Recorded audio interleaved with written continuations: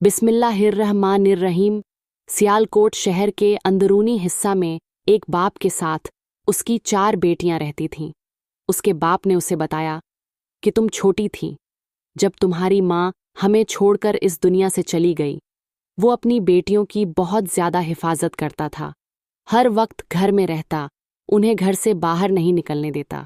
तालीम भी उसने अपनी बेटियों को हासिल न करने दी, न ही उस शख्स ने उन्हें कुरान पाक पढ़ने दिया और न ही स्कूल भेजा। बड़ी बेटी 14 साल की, दूसरी बेटी 12 साल की, एक 9 साल की और एक के बाद एक उसकी 4 बेटियां थीं, और वो उनको हर वक्त अपनी नज़रों के सामने रखा करता था। वो दरवाजे को बंद रखता, जब घर से बाहर जाता तो बाहर से दरवाज़ा बंद करके जाता था, और जब घर वापस आता था तो भी दरवाजे को अंदर से लॉक रखता था।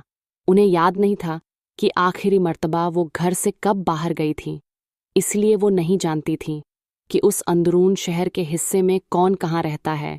ना उन्हें कहीं गलियों का पता था, न उनका कोई ननिहाल था, न उनका कोई ददिहाल था, न उनके घर कोई आता था। इसी वजह से बस उनका बाप उनसे यही कहता कि बेटा, मैं तुम्हारी हिफाजत करता हूँ, मैं नहीं चाहता कि तुम पर कभी किसी की निगाह पड़े या कोई तुम्हारी तरफ बुरी निगाह से देखे। यहाँ तक के 5 साल मजीद गुजर गए। अब एक दिन ऐसा हुआ कि बड़ी बेटी ने दरवाजे से बाहर झांकने की कोशिश की और खिड़की से बाहर झांकने की कोशिश की, तो उसके बाप को बहुत गुस्सा आया और उसने अपनी बेटी को बुरी तरह पीट डाला। अब वो बेचारी सहमी सहमी रहती, और जब भी वो अपने बाप को देखती तो उन्हें ऐसा लगता कि उनके बाप की नज़रें उनके जिस्म के आर पार हो रही हैं। अब वो 14 साल की बेटी जो थी, अब वो 19 साल की हो चुकी थी। और फिर इन्हीं सहमे दिनों में 1-2 दिन और गुजरे कि एक दिन उनका बाप एक मौलवी को घर ले आया, और फिर उसने अपनी बड़ी बेटी के साथ निकाह कर लिया।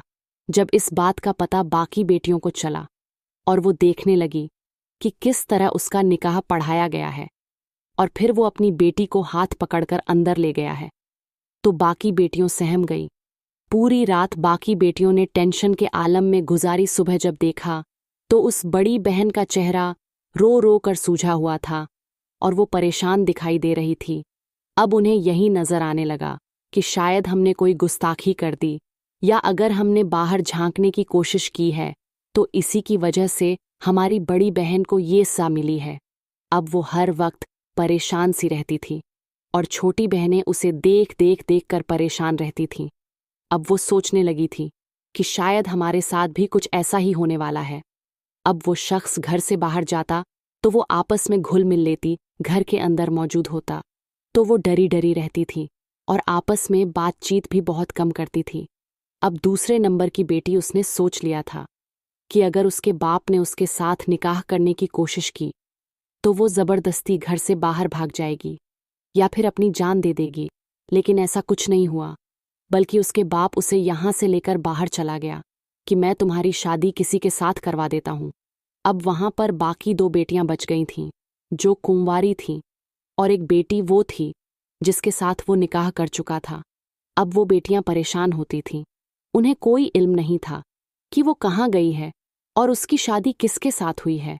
बस उन्हें यही पता था कि हमारी बहन इस घर से अब चली गई है और हम उससे कभी भी नहीं मिल पाएंगे। वो बेचारी परेशान होती। किसी टेंशन में कुछ दिन मजीद गुजर गए तो बाप ने तीसरी बेटी के साथ भी निकाह कर लिया। अब छोटी बेटी हर वक्त सहमी सहमी रहती, परेशान रहती कि शायद मेरे साथ भी कुछ ऐसा होने वाला है। लेकिन एक दिन बाप ने रात को बाकी दोनों बेटियों को जगाकर यही कहा कि जिस तीसरी बेटी के साथ उसने निकाह किया था अब वो घर से भाग गई है। अब वो परेशान होकर ये सोचती कि वो कैसे भागी होगी। जब से हमने आंखें खोली हैं या हमें समझ आई है तो हम तकरीबन इधर ही रहती हैं, न किसी को जानती हैं, न कोई हमारे घर आता है, न कोई हमारा रिश्तेदार है। तो ऐसे कैसे हो सकता है कि वो घर से भाग गई हो। लेकिन अपने बाप के डर से वो खामोश रहती थी। और अब चौथी बेटी बहुत परेशान होती थी कि अचानक उन्हें ये पता चला कि अब बड़ी बेटी जो है वो उम्मीद से है। तो बूढ़ा आदमी खुश हो गया था और वो बेटियां बेचारी सहमी सहमी रहने लगी थीं। इस बात को मजीद 6 महीने गुजर गए तो अब वो बड़ी बेटी सहमी रहती और उसकी तबीयत अक्सर परेशान सी हो गई। और तबीयत भी अक्सर खराब रहने लगी। जैसे ही उसे 1.25 महीना शुरू हुआ तो उनके बाप ने उसको अपने कमरे से बाहर निकाल किया और वो वापस उसी कमरे में आ गई जहां वो चारों बहनें इकट्ठा रहा करती थीं।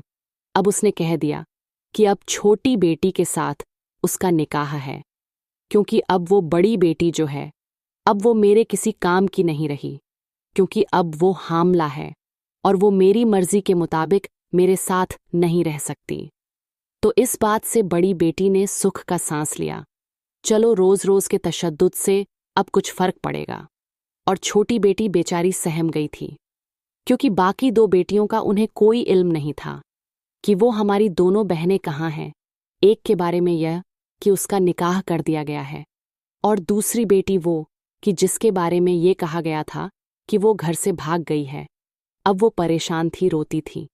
छोटी बेटी की अचानक एक दिन वो बूढ़ा आदमी अपने घर एक मौलवी को ले आया और कहने लगा कि आज उसका इस बेटी के साथ निकाह है।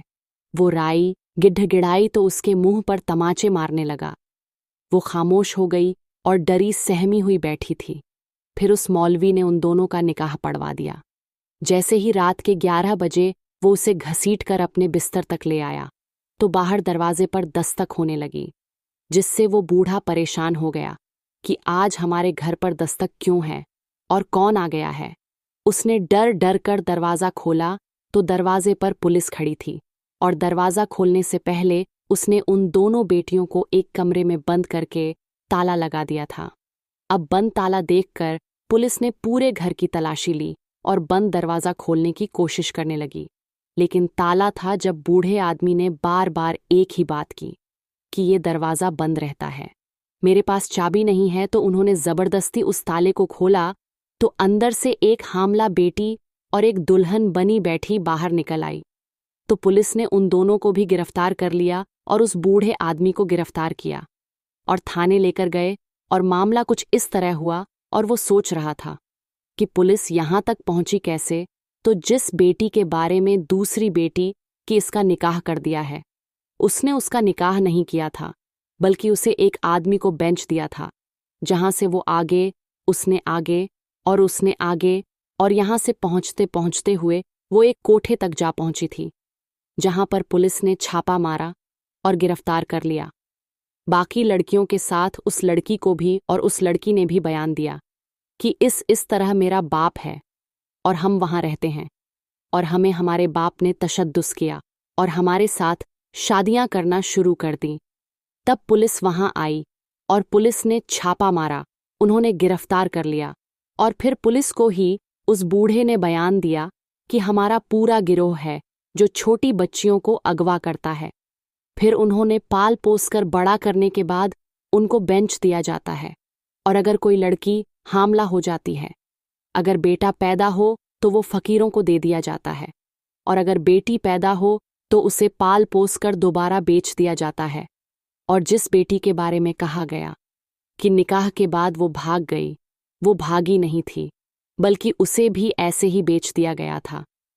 उस वक्त अफसोस हुआ उन लड़कियों को जिन्हें पता चला कि ये हमारा बाप नहीं है और हम आपस में बहनें भी नहीं हैं।